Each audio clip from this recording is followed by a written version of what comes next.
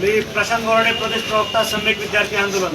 जसं की आपल्या सर्वांना माहीत आहे की मागील 1 तारखेला टीईटी पेपर फुटीचा घोटाळा व महाराष्ट्रातील शैक्षणिक क्षेत्रातील वेगवेगळ्या विषयावरती राज्याचे शिक्षण मंत्री दादाजी भुसे यांच्या घरावरती सम्यक विद्यार्थी आंदोलन व वंचित बहुजन आघाडीच्या वतीनं आंदोलन करण्यात आलं होतं.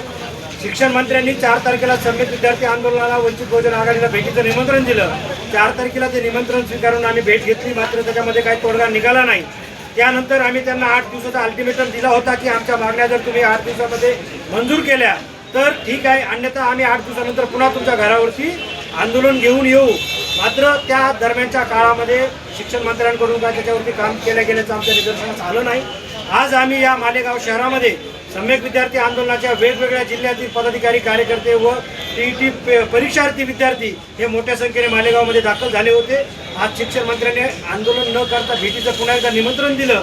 या ठिकाणी आम्ही त्यांचं निमंत्रण स्वीकारून भेटीसाठी आलो आणि त्यांची भेट घेतल्यानंतर त्यांनी जवळपास अर्ध्या मागण्या आमच्या जागेवरती मान्य केल्या आहेत. उर्वरित मागण्या विधानसभेमध्ये ते मांडून त्या ठिकाणाहून कंप्लीट करून देण्याचा त्यांनी शब्द आणि लेखी सुद्धा आम्हाला दिलेला आहे.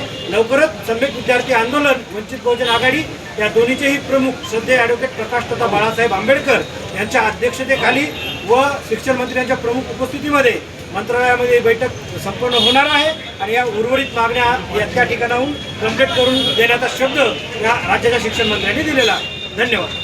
सम्यक विद्यार्थी आंदोलन जिंदाबाद. जिंदाबाद जिंदाबाद.